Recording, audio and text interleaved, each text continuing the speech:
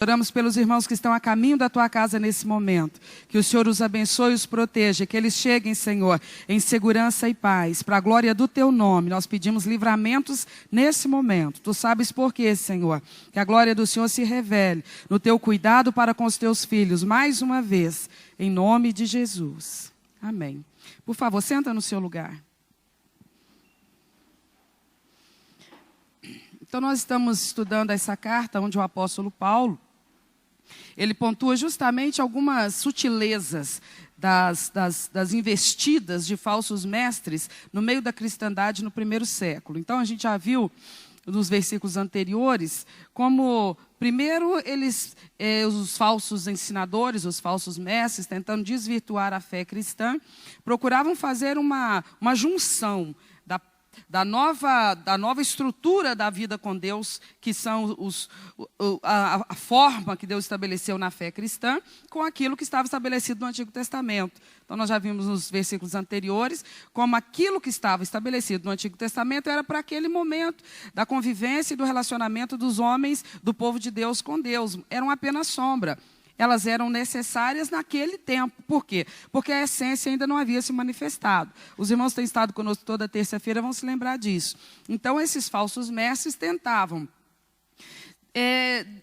deturpar e desvirtuar a verdadeira fé cristã, introduzindo nos princípios cristãos e apostólicos coisas que num primeiro momento, se não houvesse uma atenção e uma investigação mais profunda, qualquer um que ouvisse ia concordar.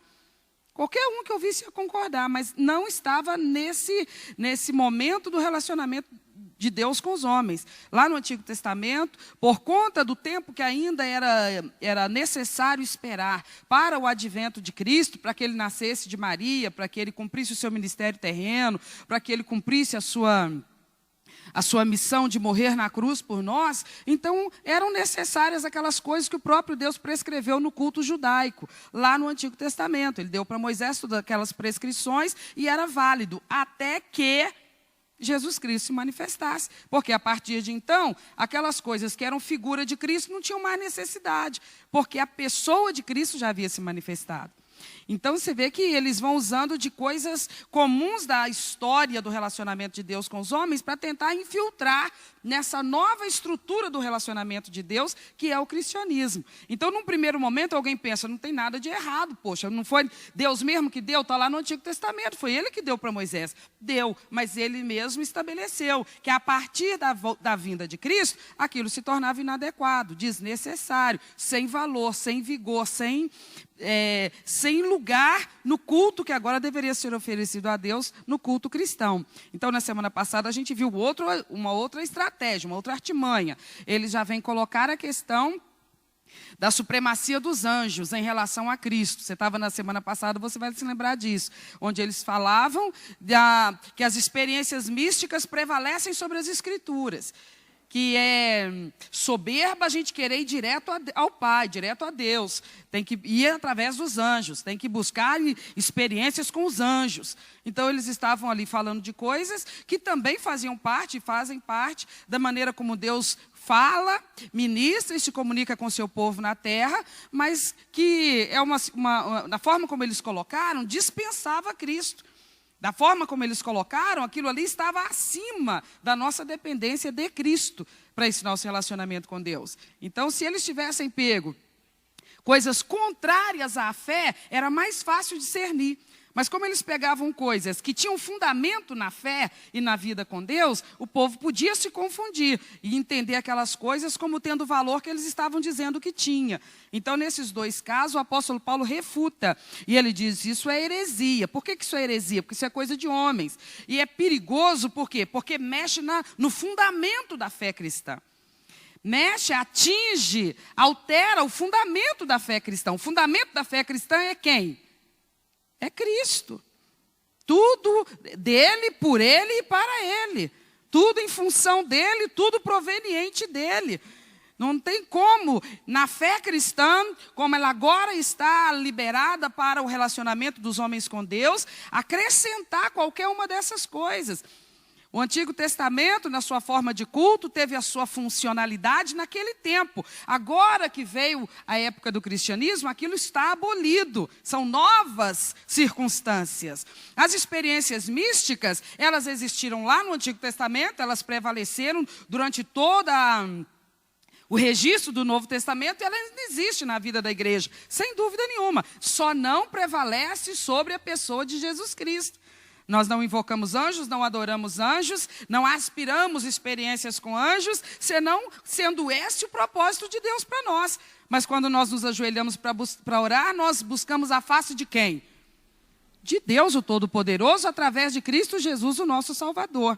E agora Paulo vem levantar no finalzinho do capítulo 2, o último argumento que estava vigorando pela boca daqueles falsos mestres. Eles estavam defendendo e divulgando no meio daqueles cristãos, especialmente ali na igreja de Colossos, mas não era um problema só daquela cidade, porque se você for ler alguma coisa de que Pedro escreve, alguma coisa, principalmente que o apóstolo João escreve nas suas epístolas, você vai ver que essa infiltração estava chegando a várias localidades. Quando Paulo escreve diretamente à igreja da cidade de Colossos, ele está combatendo essa situação, porque lá estava gravíssimo a influência desses ensinamentos heréticos.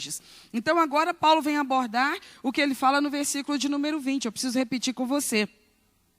Se, pois, estáis mortos com Cristo quanto aos rudimentos do mundo, por que vos carregam ainda de ordenanças, como se vivesseis no mundo, tais como não toques, não proves e não manuseis, as quais coisas todas perecem pelo uso, segundo preceitos e doutrinas que são dos... Ele está combatendo, então, uma teoria, presta atenção, por favor, uma filosofia que procurava ensinar as pessoas que, se elas quisessem agradar a Deus, elas precisavam viver uma vida santa. Correto ou não? Claro, correto. Que se elas quisessem agradar a Deus, elas precisavam viver uma vida onde o pecado não dominasse sobre elas e as práticas delas não fossem evidências de uma vida dominada pelo pecado. Isso está correto ou não? Corretíssimo. O problema é a forma como eles ensinavam que as pessoas iam conseguir isso. Eles estavam ensinando para as pessoas que o indivíduo que quisesse agradar a Deus, que quisesse ter comunhão com Deus, que quisesse viver em harmonia com Deus, ele era responsável por ele próprio resolver na sua vida o problema do pecado. Era questão da autorredenção. O homem deveria lidar com aquilo que coloca o pecado em prática na terra, que é o corpo do ser humano. Porque, num primeiro momento, o pecado é uma ideia, é uma possibilidade, está no imaginário do indivíduo. Como que esse pecado vai se tornar efetivo? Através do corpo. Então, o que eles ensinavam? O seu problema é o corpo. Então, você precisa dominar esse corpo. E eles ensinavam duas teorias que eram diametralmente opostas. É preciso destruir o corpo, é preciso privar o corpo, é preciso expor o corpo ao máximo de destruição possível. Dois meios para isso que eles ensinavam. Isso era a falácia dos gnósticos. Primeiro, diz que o conhecimento avançado deles os levou a essa compreensão. O grande indivíduo e inimigo a ser abatido é o corpo. É ele que é o instrumento do pecado, e se conseguir detonar com o corpo, o espírito fica purificado para se relacionar com Deus. Então, dois extremos. A primeira forma que o gnosticismo ensinava era a licenciosidade. Detona teu corpo entregando ele ao pecado. Mas não é pouco pecado, não. Tem que ser muita quantidade de devassidão para humilhar o corpo, para expor o corpo ao desprezo. Porque quanto mais o corpo se afundar na lama, mais rápido esse corpo vai ser destruído pela ira de Deus, e então a alma fica livre desse corpo que é tão fraco diante da tentação. Está totalmente errado. Porque o Senhor Deus diz que o nosso corpo é templo e habitação do Espírito Santo. E em nenhum lugar a Bíblia diz que a gente vai vencer o pecado destruindo o corpo. O outro extremo, que é onde Paulo está levantando a questão aqui no texto que nós acabamos de ler, é a ponta inversa. Eles estão dizendo assim, não é a licenciosidade. Você tem que manter o corpo num estado de absoluto sacrifício. Pega teu corpo, que é o teu ponto fraco, que é o que te leva a praticar o pecado, e faz o seguinte: oprime teu corpo. Negue ao teu corpo tudo aquilo que seja alimento para que ele seja forte e saudável. Prive teu corpo. Alimento, água, sono, descanso. Prive teu corpo. Eles ensinavam isso. Se vocês querem impressionar Deus e viver uma vida santa, então vocês negligenciem o corpo. Não cuidem do corpo, não dê confiança para o corpo. Vocês realmente esqueçam que vocês têm esse corpo, dominem sobre ele, exercitem esse domínio sobre o seu corpo de uma tal forma que você não vai experimentar nessa vida nenhuma sensação de prazer, de satisfação com absolutamente nada. Com nada.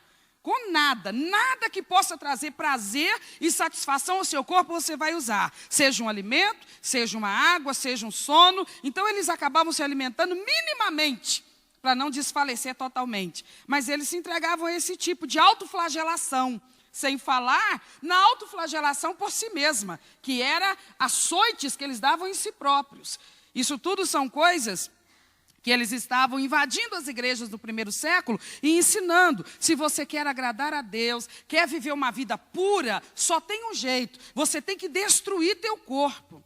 Porque é o teu corpo que te leva a pecar. É essa natureza humana controlando o teu corpo que te leva a pecar. Então destrói esse corpo. Assim você não peca e você se torna puro. É assim que eles ensinavam. Eu estou te explicando como Paulo está dizendo. Vocês já estão mortos em Cristo. Como é que vocês podem abrir seus ouvidos para esse tipo de rudimentos do mundo?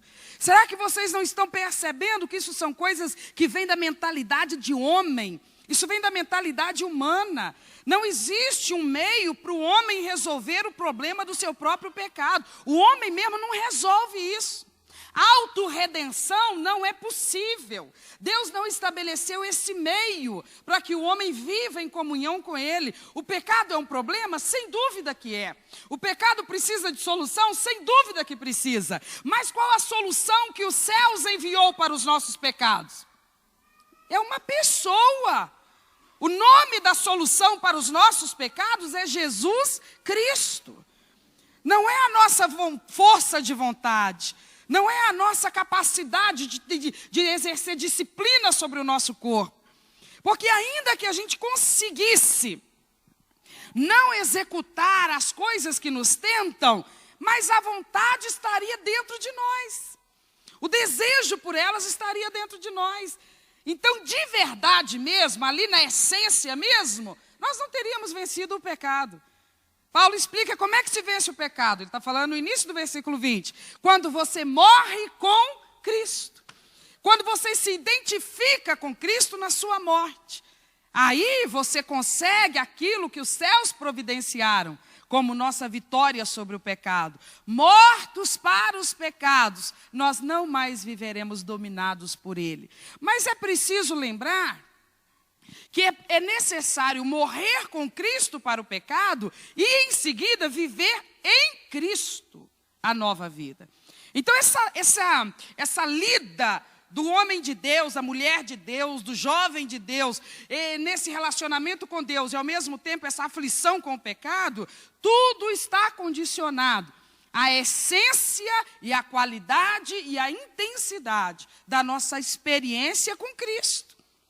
É absolutamente impossível atender às exigências da vida cristã sem experiência com o Cristo da vida cristã. Sem comunhão permanente e prevalecente com o Cristo da vida cristã. Jesus é essencial na nossa experiência com o Pai. Não apenas no dia que a gente levanta a mão e aceita a Cristo, mas todos os dias da nossa vida dali por diante. Porque a única forma de nós não obedecermos ao nosso corpo e não cedermos à sedução do pecado que nos rodeia tão de perto, é a nossa intimidade com Cristo. É a nossa convivência próxima com Cristo.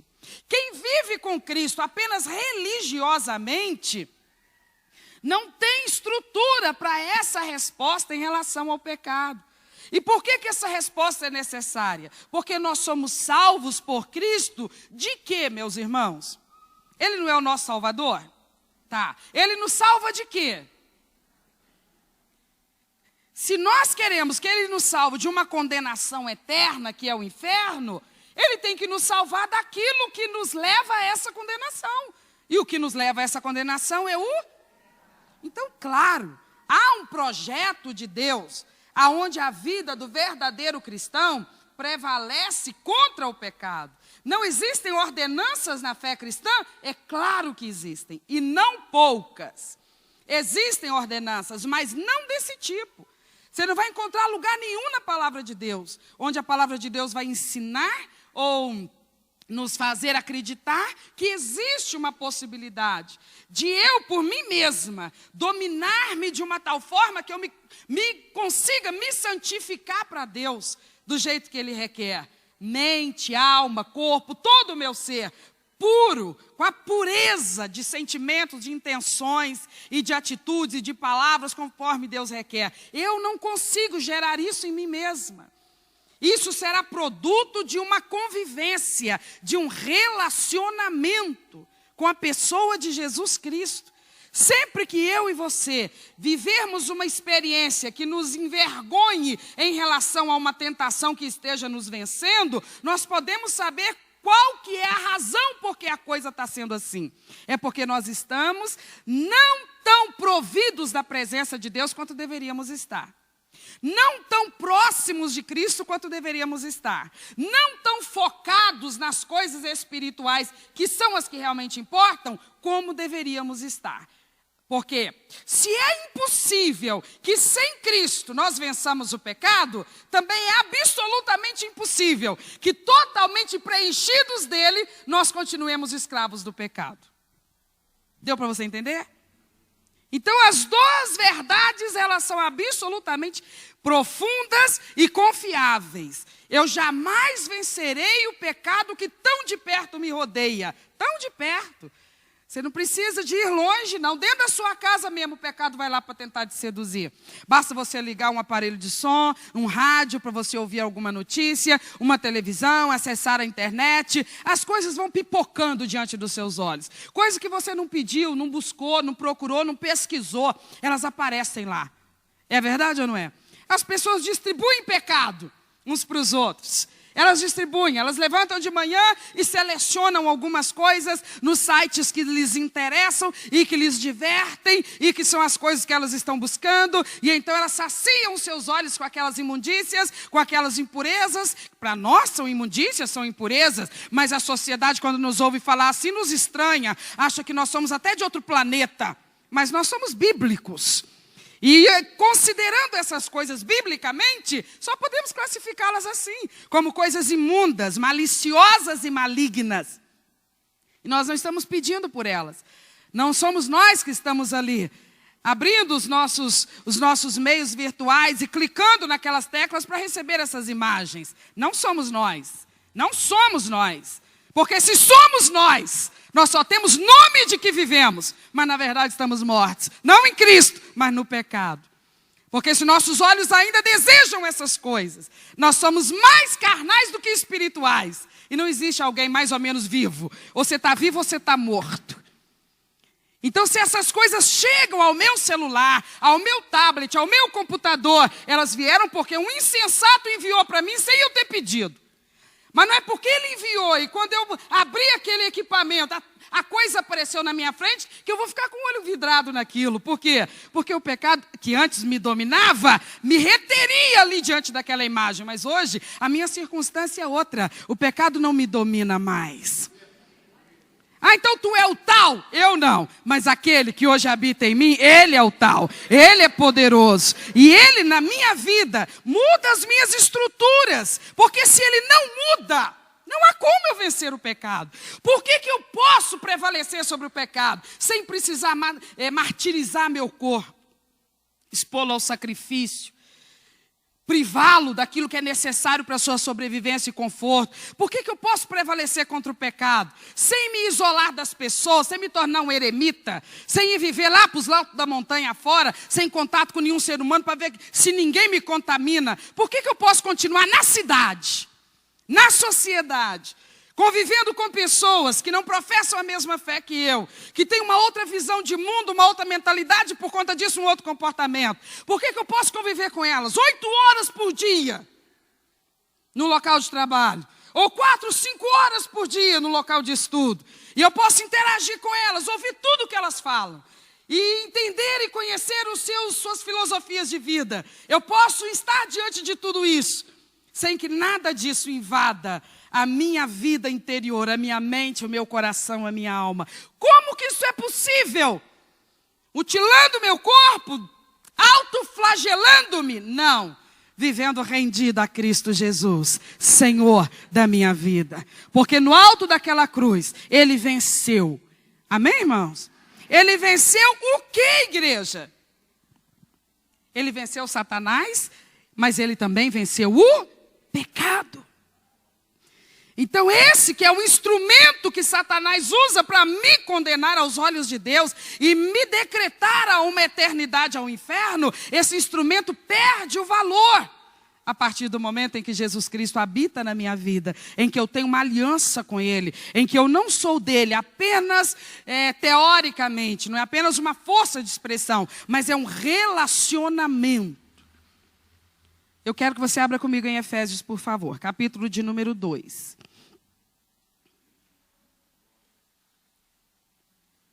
Efésios capítulo 2.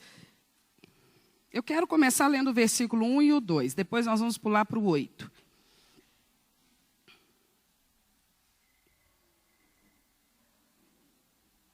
Encontramos? Efésios 2, versos 1 e 2. E vos vivificou, estando vós mortos em ofensas e pecados, em que noutro tempo andaste, segundo o curso deste mundo, segundo quem? Do Espírito que agora opera nos filhos da desobediência.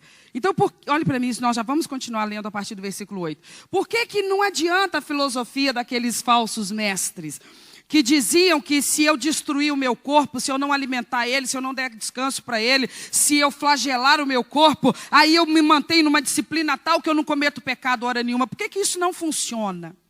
Porque o pecado, ele é instrumento de Satanás na terra. E esse personagem, eu não sou páreo para ele, o ser humano não é páreo para ele. Só quando Cristo entra na nossa vida é que essa força espiritual, ela é destruída, ela é derrubada, ela é desautorizada na nossa experiência. Então não é uma questão apenas de autodisciplina. Aqui Paulo está dizendo, antes vocês estavam mortos nos vossos delitos e pecados. E sabe como vocês viviam? Dominados por aquele que é o príncipe das potestades do ar. Daquele que domina sobre os filhos da desobediência. O que nos levava à total desobediência, à retidão que Deus requer de nós. Era a nossa natureza caída, propensa ao pecado, mas também a atividade maligna que nos impulsionava aquelas coisas, que na maioria das vezes causavam destruição moral e destruição celular também, biológica também, mas nem por isso nós nos desviávamos delas, porque havia a fraqueza da nossa carne e havia a força do reino das trevas. Mas lá na cruz Jesus Cristo venceu ambas as coisas. Ele venceu. Paulo, na experiência do espinho na carne, no final das contas, ele ora e diz, então eu dou graças a Deus, porque quando eu estou fraco é que eu sou. Como que uma pessoa pode, sendo fraca, ter força? Quando ela está unida com Cristo. Naquilo em que eu sou fraco e eu poderia ser destruído nessa fraqueza, eu prevaleço sobre o quê? Sobre a minha própria fraqueza. A minha guerra, a minha luta nesse particular é sobre o quê? A mim mesma. Minhas próprias fraquezas, minhas próprias debilidades, minhas próprias fragilidades morais.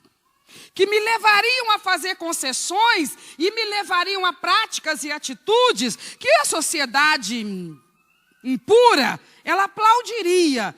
Mas coisas que me condenariam aos olhos de Deus e que dariam território a Satanás na minha vida.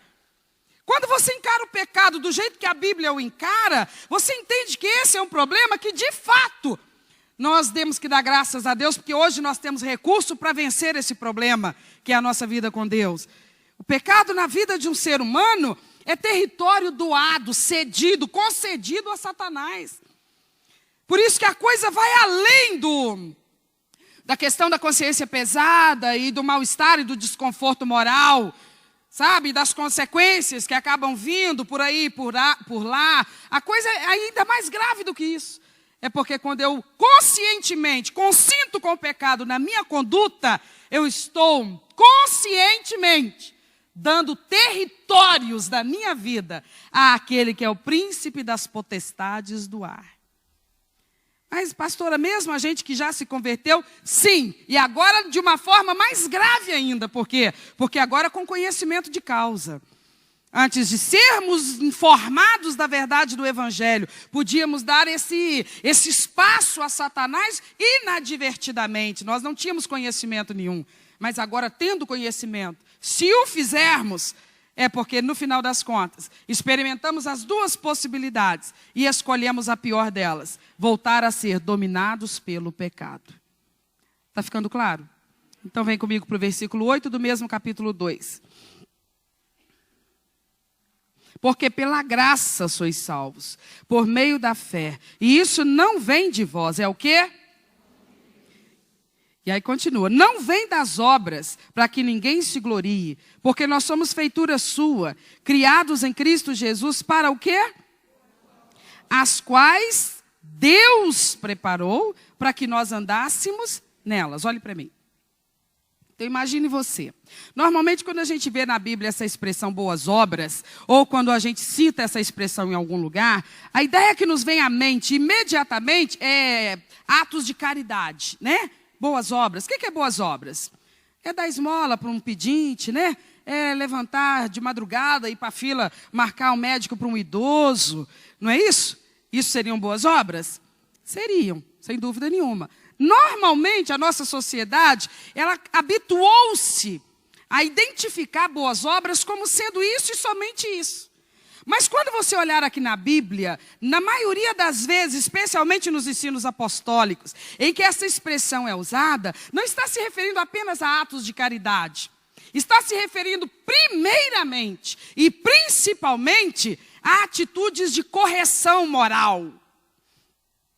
A atitudes corretas moralmente falando e eticamente falando. Então o que está dito aqui?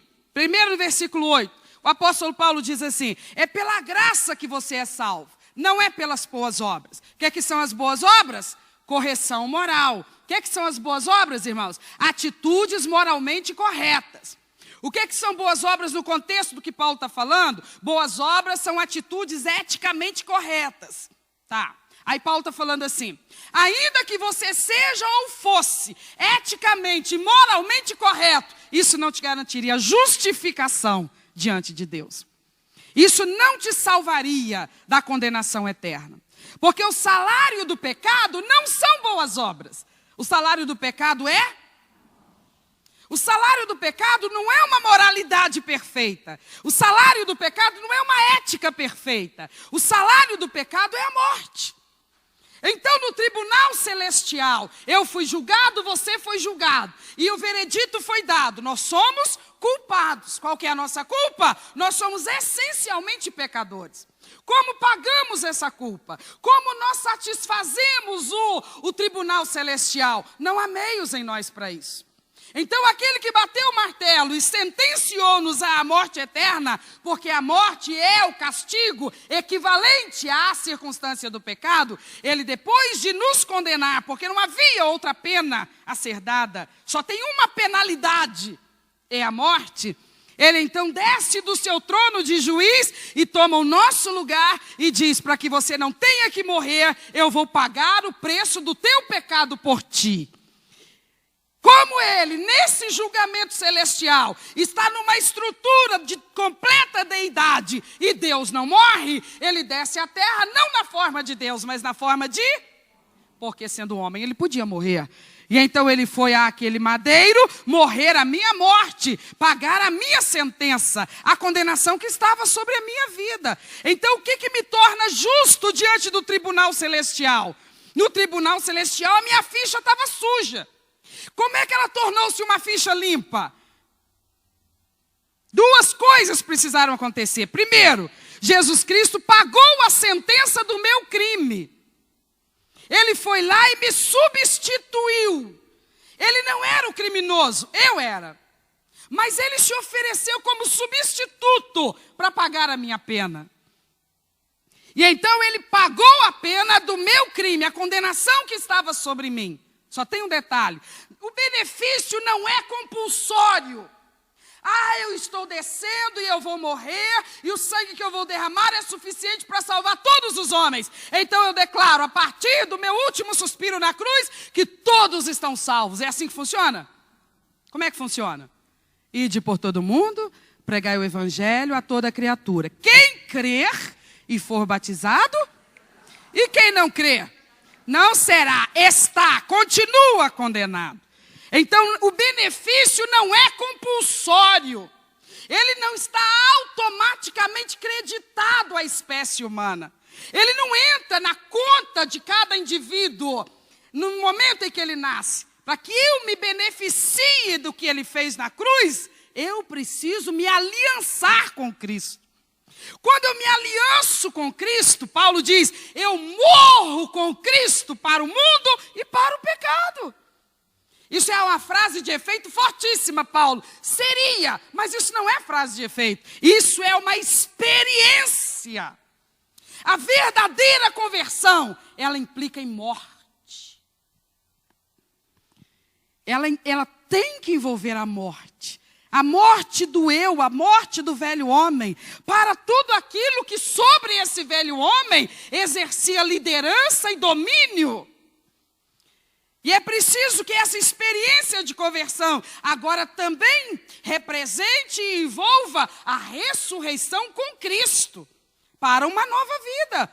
Então é por isso que Paulo está dizendo assim, sabe o que te dá a salvação? Sabe o que te torna justo perante os tribunais celestiais? Sabe por que você, embora experimente todos os dias tua própria fragilidade e seja uma pessoa imperfeita, e ora acerta aqui, mas ora erra acolá, sabe por que ainda assim tu pode ter convicção de salvação?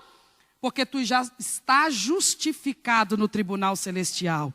Tua ficha está limpa diante do tribunal celestial. Por meio de quem? Não é por meio das boas obras. E as boas obras são o quê, gente? Correção moral, correção ética. Atitudes corretas moralmente falando, conduta correta eticamente falando. Você não erra com ninguém, você não erra com você mesmo, você não erra em situação nenhuma. Isso não te justifica. Só o que nos justifica é o sangue derramado naquela cruz.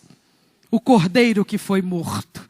A vida que foi entregue, derramada naquele madeiro, é o que paga a minha dívida no tribunal celestial. O que está justificado é perante a justiça eterna. A minha ficha está limpa. Por meio do quê? Da pessoa de Jesus Cristo. Por isso é que existe essa implicação. Só quem recebe e confessa Jesus está justificado. Não, mas eu creio nele. Maravilhoso, mas não basta. Muita gente crê nele, mas não confessa ele. Muita gente crê nele, mas não se une a ele. Mas a maioria do nosso povo brasileiro acredita nele. Acredita na história dele. Acredita que ele foi tudo que a Bíblia diz que ele foi. Que ele fez tudo que a Bíblia diz que ele fez. Que ele é de fato o Filho de Deus. Acreditam. Crer é importantíssimo, mas não é suficiente. É preciso crer e se decidir. É preciso crer e se comprometer. É preciso crer e se render.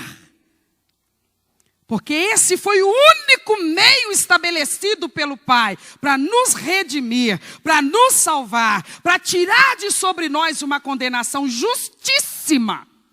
A condenação era extremamente justa. mas ele colocou a sua misericórdia e o seu amor em atividade e satisfez a sua justiça corretíssima, sem deixar de atender a sua justiça corretíssima, mas nos livrando de uma condenação eterna. Então Paulo diz, pela graça sois salvos, por meio da fé. Isso não vem de vós, isso é dom de... Não vem das boas obras, para que ninguém se glorie. Não vem da perfeição moral, para que ninguém bata no peito e diga, eu tenho direito, abram as portas da eternidade para mim. Paulo diz, não é assim não, filhinho. Não é assim não. O que você tem com Deus não é por direito adquirido, por teus próprios méritos, não. É pela graça. É pelo favor de Deus, benevolência de Deus, providência de Deus, que não é o que nós merecíamos, mas é o que nós carecíamos. Então ele nos concedeu o que a gente precisava, um redentor. Então não há autorredenção. A redenção nos torna absolutamente dependentes da pessoa de Jesus Cristo. Ficou claro esse primeiro ponto, o 8 e o 9? Ficou? Nós somos salvos por meio em Cristo Jesus nosso Senhor. Não vem das boas obras, para o quê? Para que ninguém se envaideça, para que ninguém se ensoberbeça, para que ninguém imagine que tem direito e merece o reino celestial. Não é por merecimento, é pela graça de Deus, exposta, apresentada na pessoa de Jesus Cristo. Aí vem o versículo 10, onde ele fala assim, porque nós somos feitura sua. Sua de quem? Do Pai. Criados em Cristo Jesus. Para o quê? Que quem preparou para nós? O Deus Pai. Então olha o que esse versículo está dizendo agora. Olhe para mim, por favor. As coisas só precisam estar na ordem correta. Então Paulo diz assim, não coloque as boas obras aqui em cima e diga, por causa delas eu alcancei a justificação. Não. Coloque a justificação em cima. E diga assim, por causa da graça e da misericórdia de Deus, eu estou justificado. Agora, ele diz para mim o quê? Tu que agora está justificado, agora eu vou requerer de ti correção moral e correção ética. Não para que eu te salve, mas porque eu já te salvei. Não para ver se eu te integro no meu reino, mas porque tu já faz parte do meu reino. E o meu reino tem uma cultura diferente daquela sob a qual tu viveu até então.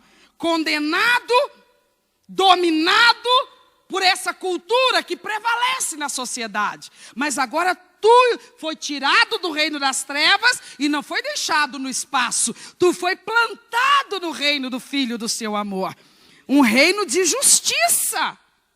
Um reino de vida correta. Por favor, olhe para mim. Não imagine você que ao escrever aos Colossenses dizendo essas ordenanças que colocaram aí, não come, não toque, não faça isso, não faça aquilo, isso é coisa de homem. O que era coisa de homem? Aquelas coisas que Paulo está falando, que tinham por finalidade a autoflagelação, o sacrifício do corpo, para conseguir salvação. Paulo diz, isso é de homens e isso é de Satanás, isso não é bíblico. Mas o mesmo Paulo, escrevendo aos Efésios, ele diz, existem coisas que de fato você não deverá tocar. Existem coisas nessa vida que de fato você não deverá experimentar. Existem coisas nessa vida que de fato você não deverá incorrer nelas. Existem ordenanças no verdadeiro cristianismo, sem dúvida nenhuma. Simplesmente não são ordenanças que descentralizem Cristo. Cristo sempre será o centro e a pessoa principal da nossa convivência com o Pai, o Deus Todo-Poderoso. Mas justamente porque Cristo promove esse relacionamento da criatura com o Criador, finalmente, a inimizade foi resolvida e nós estamos reconciliados com Deus, por causa disso exatamente, que o Pai agora requer de nós uma conduta coerente com essa nova situação espiritual. Do que ele está falando, meu Deus? Paulo está falando de santificação. Jesus falou de santificação. Ele diz assim, por exemplo, Eu poderia citar tantos outros discursos dele, mas talvez o mais impressionante seja aquele, quando ele fala daquele último dia, quando comparecerão todos diante dele, e alguns estarão imaginando que vão ser recebidos de braços abertos, e dirão, em teu nome fizemos, em teu nome fizemos, em teu nome fizemos. E ele vai virar para aquelas pessoas e vai dizer o quê? Apartai-vos de mim. Por quê? Vós que praticavam iniquidades. Então existe um padrão de conduta, sem dúvida nenhuma. Existem ordenanças, existem privações na vida cristã. Lógico que existem. Quando eu me converto, quando eu recebo a Cristo, eu estou recebendo o quê? Eu estou recebendo uma pessoa, eu estou recebendo um reino e eu estou recebendo um código de conduta. Ah, eu não tinha entendido isso não? Pois é bom que eu estude essa matéria. Porque isso será requerido de mim. Porque a minha salvação, ela está garantida em Cristo Jesus. E pela misericórdia de Deus, ela chegou à minha vida. Agora, eu posso perder essa graça. Eu posso cair da graça. Eu posso ser descontinuado da graça. Se isso não fosse verdade, não precisariam ordenanças para a vida cristã. Se elas não têm implicações para a minha permanência ou descontinuidade na salvação, ora, Deus então não me responsabiliza se eu obedeço ou não obedeço. Se ela é imperdível, se ela é alguma coisa inalterável, Deus não precisava ter posto ordenança nenhuma. Ele diria então, uma vez salvo, você pode viver do jeito que tu quiser, porque ela é irrevogável. Como assim? Então quem é que está se esforçando aí para obedecer os mandamentos que não foram homens que inventaram? Vieram dos lábios do próprio Cristo e dos lábios e da pena dos próprios apóstolos. Mandamentos autênticos, aquilo que a Bíblia chama de sã doutrina, dada, enviada, entregue por Cristo à sua igreja. Nós escutamos a pregação do domingo, onde o apóstolo João está registrando as palavras de Jesus Cristo no Apocalipse, direcionada às 7 igrejas. E o que Jesus denuncia ali? Obras. Ele denuncia obras de incoerência moral, de incoerência ética, de infidelidade espiritual. Ora, se isso não tem peso na nossa experiência com Deus, por que Jesus está bravo ali? Nas 7 cartas às igrejas do Apocalipse. Denunciando e requerendo conserto. Afinal de contas, como é que é o verdadeiro cristianismo? O autêntico que prevalece. Ele tem ordenanças ou não tem? Ele tem. Paulo está dizendo aqui, 2:10 de Efésios. Agora que você já foi salvo, não pelas boas obras, mas pela graça de Deus, através da pessoa de Jesus Cristo, da agora por diante, viva para as boas obras. Correção, atitude correta, moralmente falando e eticamente falando. Não erre com você mesmo, não erre com o teu próximo e não erre com o teu Deus. A ordem é essa. E nós poderíamos folhear o Novo Testamento, os ensinos apostólicos, e nós veríamos as coisas muito bem detalhadas. O livro de Efésios é uma das cartas mais detalhadas nesse sentido. Se você ler o capítulo 4, por exemplo, estão coisas lá que não são de difícil interpretação, a gente poderia ler. Capítulo 4 de Efésios. Só para a gente ter uma noção de algumas normas que são requeridas de nós. E que o apóstolo Paulo está dizendo no capítulo 2, versículo 10, que são obras que o próprio Deus estabeleceu para nós. Sabe que nem quando você tem sua criancinha, 2 aninhos de idade, e aquela criancinha você leva ela na casa de uma conhecida, que tem uma criança mais ou menos da mesma idade, e a criança ainda não tem vivência para fazer um julgamento do valor das atitudes dela. Então ela viu lá um brinquedinho e ela gostou bastante. Ela adorou aquele brinquedinho. Para ela a coisa mais natural do mundo, o que é? Pegar para ela. Porque ela julga suas atitudes por qual critério? Se eu gostei, eu posso ter. Não é? Na sua inocência, na sua ausência de vivência, é assim que ela julga. E é assim que ela age. Mas ela tem um tutor sobre ela. A sua mãe está ali. Então a sua mãe vê aquele comportamento e o que ela entende? É hora de plantar um valor. É hora de estabelecer um princípio de conduta. É hora de começar a plantar na mente dessa criança um princípio, um valor, uma atitude correta, moralmente falando. Ela está julgando correto porque ela tem um desejo genuíno por esse brinquedo. Mas ela precisa avaliar esse desejo genuíno por outros quesitos que vão mostrar para ela que, ainda que ela deseje muito, ela não pode ter. Ela precisa começar a entender que a vontade não pode ser aquela que vai comandar a vida dela. Porque, por vezes, ela terá vontades ilegais, imorais e antiéticas. Por vezes, serão vontades genuínas, mas nem por isso ela terá a liberdade de atender essas vontades. Então, essa mãe vira para essa criança e lhe explica: não pode. Mãe covarde, né? Porque a criancinha vai abrir um berreiro agora. A criancinha vai sofrer terrivelmente. Ela vai chorar muito, ela vai soluçar. E a mãe vai ser irredutível, vai continuar dizendo para ela o quê? Por que a mãe não cede? Porque ela não pode abdicar de valores morais. Porque ela está construindo um conjunto de valores que vão determinar o caráter desse indivíduo, o caráter desse ser humano. Então Jesus Cristo, o Deus Todo-Poderoso que nos salva, Ele não salva a gente pelo seu sacrifício lá na cruz, vira para nós e fala assim: está feliz, filho, está feliz? Você ficou feliz comigo? Você agora gosta de mim? Eu te livrei do adversário, não foi? O príncipe das potestades do ar, que te oprimia e te envergonhava. Pois agora eu te libertei, agora segue, vai, livre, leve e solto. É isso que Ele fala? Não. Ele fala: eu te tirei das garras daquele Senhor, e agora tu está debaixo do domínio deste Senhor. Tu não está livre para viver como quiseres, porque não é assim que a espécie humana existe na terra. Ninguém está alienado de algum senhorio. Ou está debaixo do senhorio daquele que domina as potestades do ar, que é Satanás, ou está debaixo do senhorio de Cristo. A gente tem que escolher a qual senhor nós queremos servir. Mas debaixo do domínio de algum senhor, todo ser humano estará.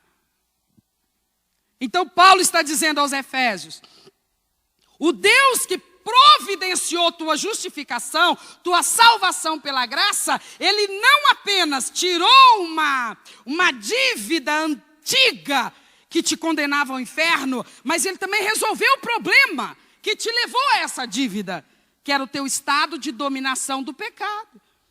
Agora, liberto do domínio do pecado, você vai andar nas obras que o Pai preparou para você. Tem uma conduta requerida, sim.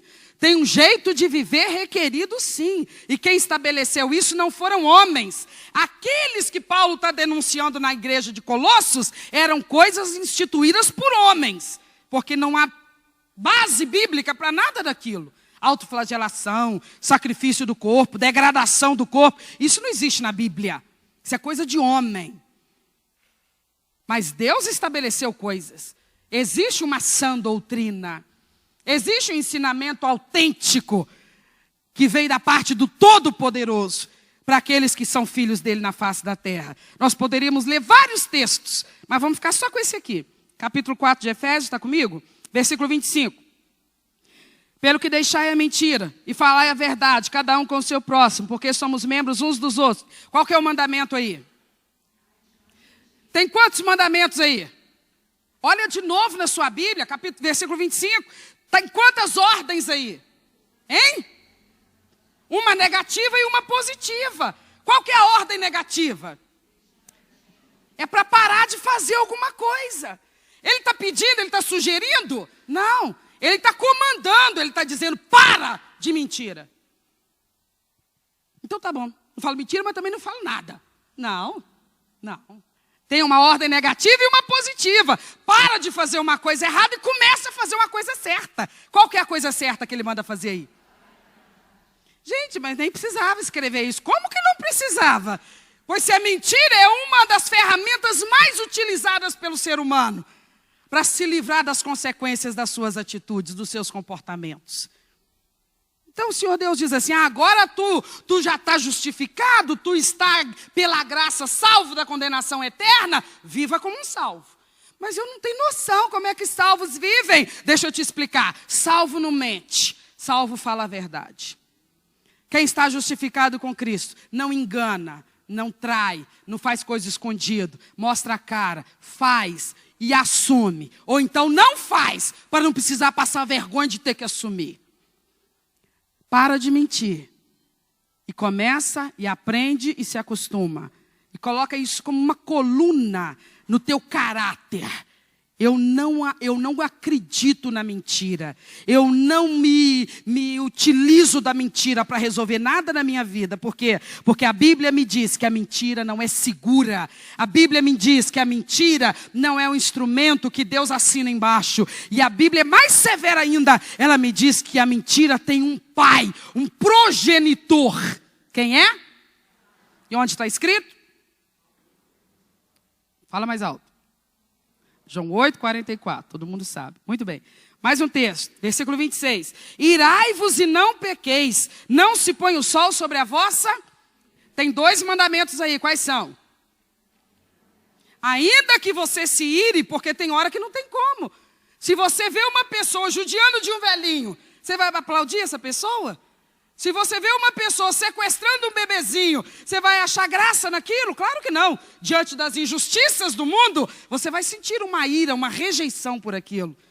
Ou se alguém age com você de uma forma desleal, incorreta, desonesta, você não vai lá bater na porta dela e falar assim, muito obrigada, estou adorando a experiência. Claro que não.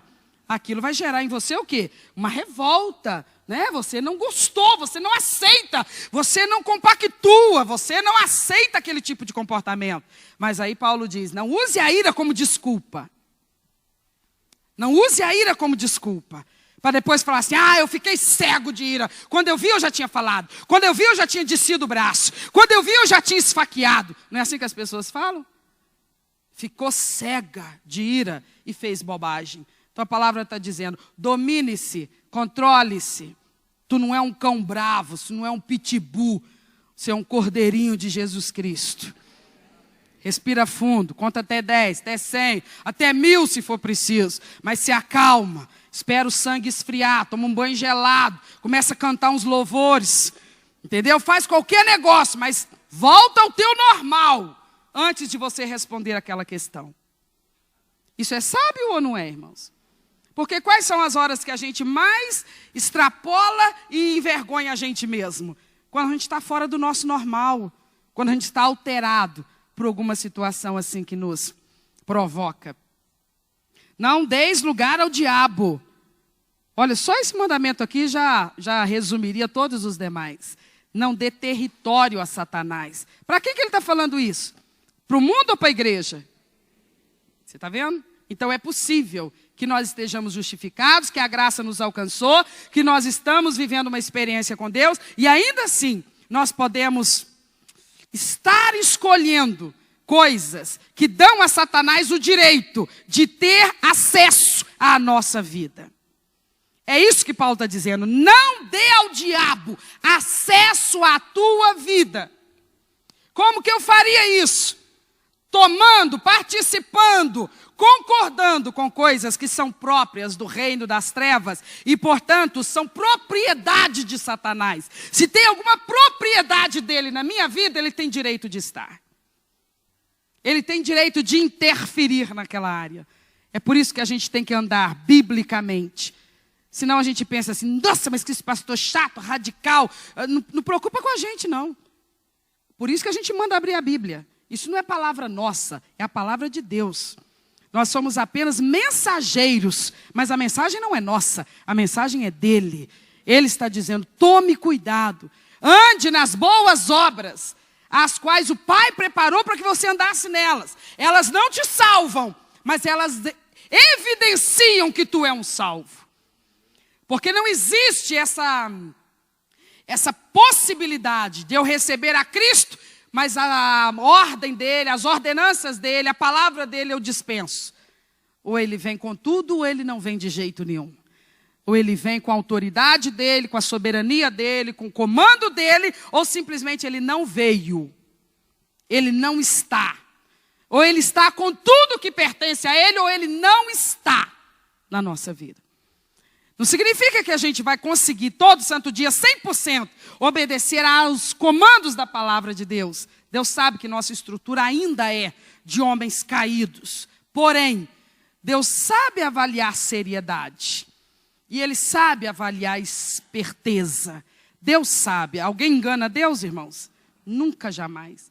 Ele sabe quando nós estamos falhando simplesmente pelo fato de nós sermos ainda falíveis, ou se nós estamos falhando por absoluta negligência em nos dedicar a isso que a palavra de Deus requer de nós, obediência. Lá em Hebreus capítulo 12, versículo 14, o escritor diz assim: segui a paz e mais o quê? Então, a santificação, a santidade, não é uma coisa opcional, e não é uma coisa denominacional, e não é uma coisa ministerial, ela é bíblica.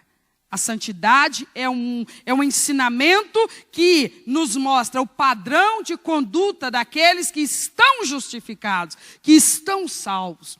Então o apóstolo Paulo está escrevendo aos Colossenses e dizendo, esses rudimentos mundanos que vieram, dizendo para você que você se qualifica diante de Deus, quando você mesmo vence o pecado no seu corpo, é mentira. Você precisa entender o seguinte, o pecado foi vencido por Cristo na cruz. Quando você recebe todos os recursos necessários para que o pecado não domine mais sobre a sua vida. Só não é automático, você faz uso desses recursos ou não. Porque talvez você vai citar assim, mas pastor, eu conheço tantos crentes, que misericórdia. Tem gente que não é crente, que vive melhor do que eles, que são mais corretos do que eles. E eu te digo, eles não são. Eles têm nome de que são, mas não são. Porque a palavra diz que pelos frutos se conhece a árvore. A árvore boa dá fruto bom. Se nós de fato temos vida com Deus, nós falamos, mas nós também provamos com a nossa nova moralidade, a nossa nova maneira de ser e de viver. Não é difícil identificar. Como é que eu sou no meio da multidão? Sou igualzinho todo mundo? Tchau e benção. O tal da conversão era farofada, era conversa fiada. Agora, como é que eu sou no meio da multidão? Eu destaco, por quê? Porque não ando como eles andam, não ajo como eles agem, não me porto como eles portam. Mas então é religiosidade. Não, não é religiosidade, não. É prazer em ser santo para Deus. É experiência de se sentir satisfeito em ser um santo de Deus. É saber honrar a Deus. É entender a dinâmica do reino de Deus. O padrão do reino de Deus. A cultura do reino de Deus. E se comprometer com isso. E saber que Deus não está exigindo muito de nós. Ele está colocando de nós uma oportunidade de viver uma vida digna nessa terra. Para finalizar, nós vamos ler um texto que está na carta de Paulo aos Romanos. Capítulo 6. Nós vamos ler do versículo 11 até o 14.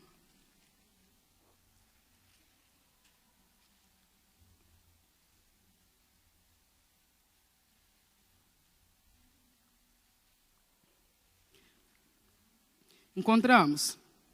Romanos 6, versículo 11. Assim também vós, considerai-vos como mortos para o pecado, mas vivos para Deus em... Só se for nele, tá vendo? Paulo deixa claro o tempo todo a dependência desse relacionamento estreito com Cristo. Se eu estiver me afastando dele, pode saber de uma coisa. Eu estou me esvaziando dele para me encher do mundo. Irmãos, não se engane com você mesmo. Não se iluda, não minta para você mesmo.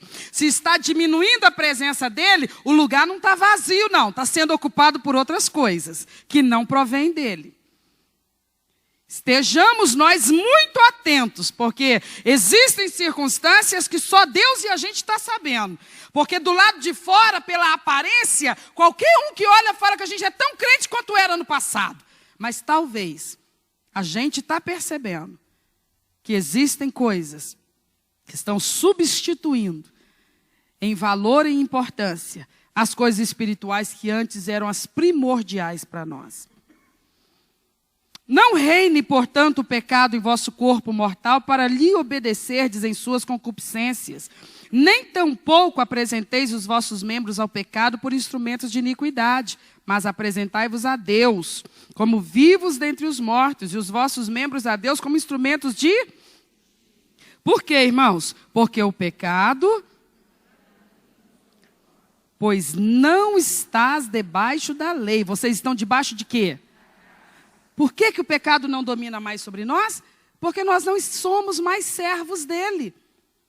Por que ele não domina mais sobre nós? Porque nós não somos mais escravos dele. Ah, eu não sirvo mais ao pecado, então eu sirvo a quê? Eu sirvo à graça de Deus em Cristo Jesus. Ou eu sirvo à graça de Deus, ou eu não estou na graça de Deus. O que Paulo está colocando aqui é uma responsabilidade que recai sobre cada um de nós. Não obedeça a ordenanças de homens. Não obedeça sequer ordenanças bíblicas, imaginando que a obediência a elas é que te garante a salvação. Obedeça às ordenanças bíblicas, entendendo a funcionalidade delas. Não é para você ser salvo, mas é porque você já é salvo. Deus não poderia requerer essa obediência de mim, enquanto Ele não me resgatasse, porque eu não teria recursos para obedecer. Mas agora nós temos recursos.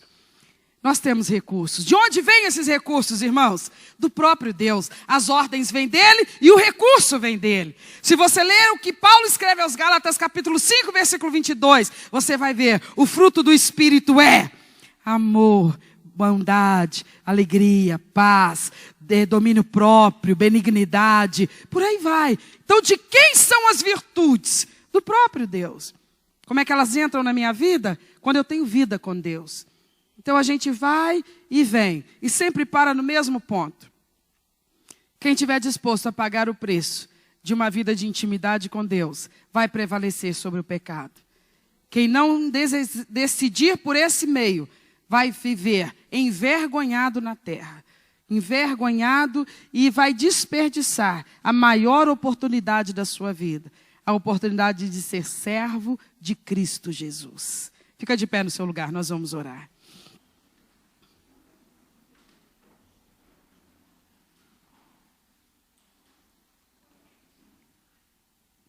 Vamos curvar a nossa cabeça, fechar os nossos olhos. Cada um de nós agora, nós vamos entender, irmãos, o que está sendo a vida de uma pessoa na nossa sociedade hoje. Uma pessoa que desonra a Bíblia, uma pessoa que não se presta a conhecer a Cristo. É uma situação onde a pessoa fica dominada e arrastada para aqui e para acolá, cada vez para mais longe de Deus. Isso é sério, isso é grave, isso é triste. Mas você quer ver uma situação mais séria, mais grave, mais triste ainda? É alguém que já conhece a Bíblia, já conhece a palavra, já conhece a Cristo, mas nunca tomou a decisão de ser liberto do pecado. Não é compulsório, essa libertação não é automática.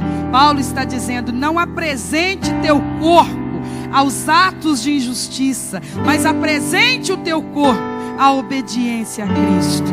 Feche os seus olhos e ore, e peça ao Espírito Santo que te ajude a discernir, a enxergar aquilo que na sua conduta, no seu comportamento, esteja devendo a retidão ética e moral e espiritual, que são as boas obras que Deus preparou para que andássemos nelas.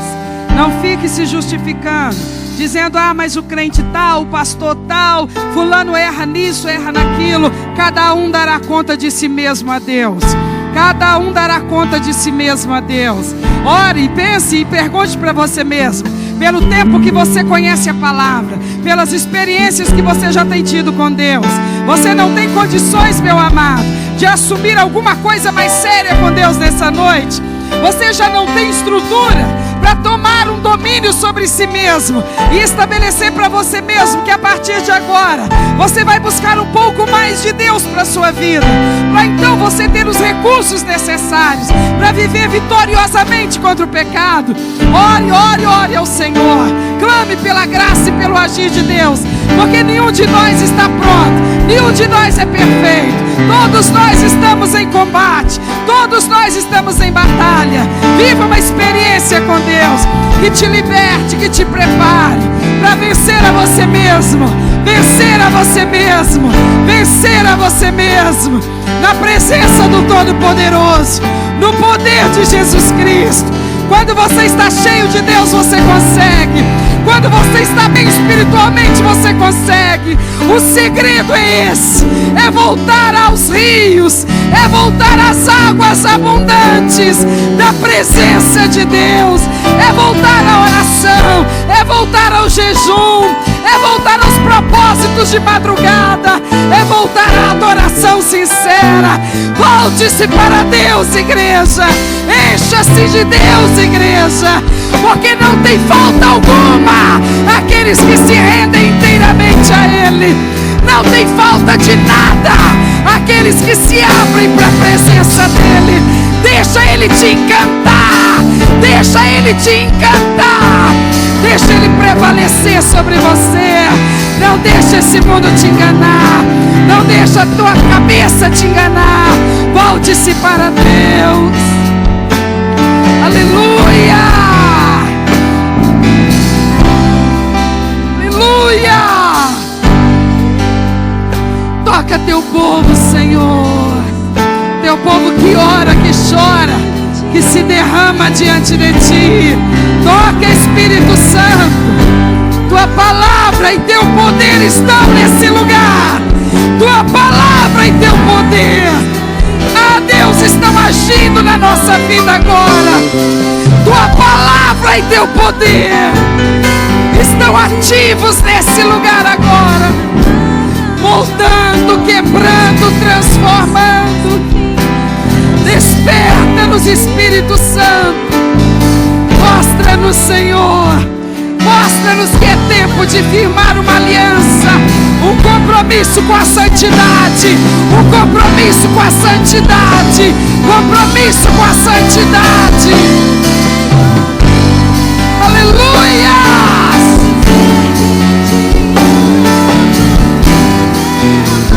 Diga, diga, diga. Diga que você precisa dele. Ele te ajuda, meu irmão. Aleluia! Oh Deus, enquanto é tempo, resgata teus filhos, Senhor. Doce Espírito de Deus, que o pecado não reine mais, nunca mais. O pecado não haverá de reinar mais, nunca mais. Em nome de Jesus. Toca seus filhos, ó Deus. Toca-nos, Espírito Santo. Enche, enche, enche teu povo. Enche até transbordar, Senhor. Oh, desperta-nos, ó Deus. Poderoso Deus, que nós sintamos o teu amor e o teu toque nesta noite, Deus.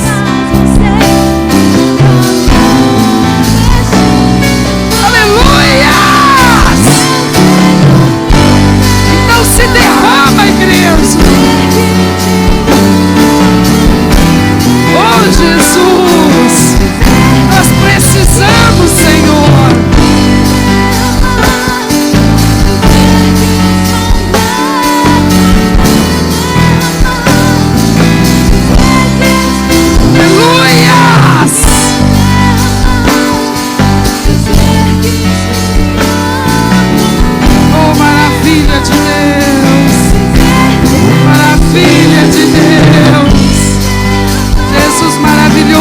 Jesus maravilhoso, fala do teu amor por Ele, fala do teu amor por Ele, confessa teu amor por Ele, igreja.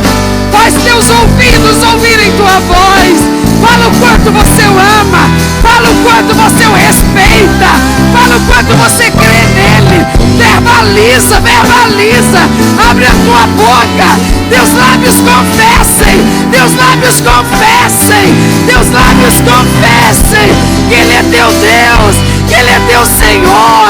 Se derrama, porque Ele também está se derramando.